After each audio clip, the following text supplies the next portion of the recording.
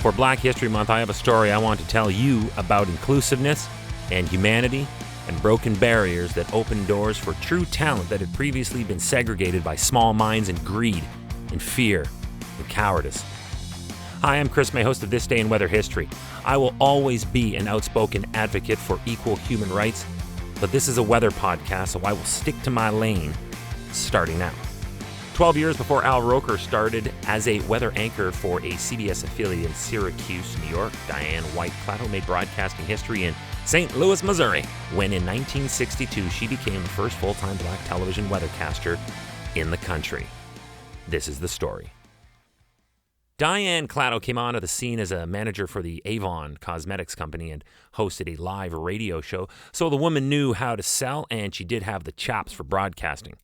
As was the content back in those days, she was also a singer, and she was singing on one of her shows with Russ David, a band leader on the air at the time. He was so taken by her on-air abilities and brilliant talent, he went immediately to refer her to the executive of KSD-TV in St. Louis.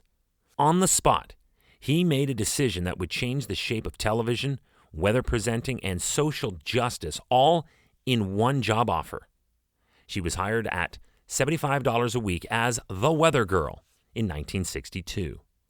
Her first response sounded a lot like many who are hired to work in this odd theater of weather analysis and presenting. She asked at that interview out loud, "So what am I supposed to do?"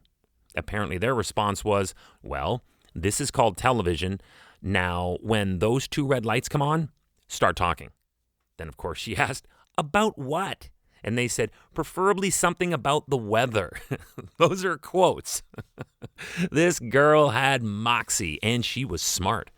Diane Elizabeth Johnson was born in St. Louis, Missouri, December 28th of 1938. She was the daughter of Milton and Nettie Johnson and a descendant of a Civil War general's slave mistress. But her past and heritage did not slow her down. She was among the first black students to enroll at the University of Missouri at Columbia. Barriers broken, and more to come for Diana. And she was beautiful. She was the first black model for a St. Louis department store, Sticks, Bear, and Fuller. So using that to supplement school payments, she went on after graduating in 1959 to get hired in radio. Her program was picked up and broadcast on stations in St. Louis and Memphis. There was an actual audition process for the weather girl job at KSD in St. Louis. It had been ongoing. So among the many competitors was a woman by the name of Mary Fran. Anyone? This is just a side piece.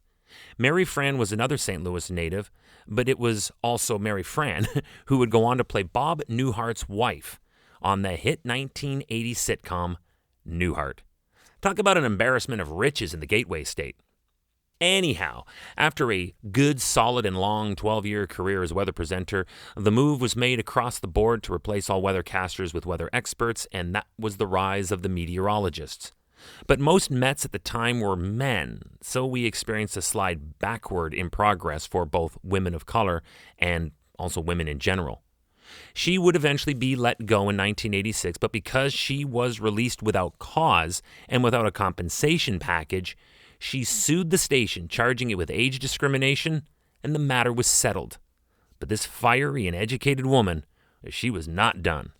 She later worked as an assistant to Mayor Francis G. Slay of St. Louis and was the host of local radio and cable television programs. She was using her education for a slide into politics while also maintaining her dream and successful career in broadcast on both television and radio. Clato would go on to receive accolades for her work over the years and was inducted into the St. Louis Black Journalism Hall of Fame and the Missouri Hall of Fame. Now to close, I told you earlier that this woman had moxie. She is remembered as a no-nonsense woman. Her son, Chip Clato, told the St. Louis Post-Dispatch that she wrote her own obituary, put it on file at the funeral home, prepaid for her arrangements, and donated her body to Washington University's School of Medicine.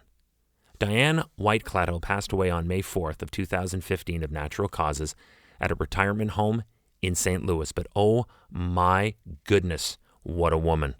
And what a Black History Month story she is for this day in weather history. Tomorrow is February 4th, and we are featuring another real cool podcast video short for this episode. We will be looking at just how in the world, on February 4th, 2017, did Chilliwack, BC receive a record snowfall? Remember that this podcast video short can be watched on television tomorrow on the Weather Network in Canada, but can also be seen online anytime and anywhere around the world you happen to be at theweathernetwork.com/weather history. But be here listening to this audio-only podcast version wherever you're listening to me right now, because these episodes are the whole story and the full story right here on This Day in Weather History with me, your host, Chris May.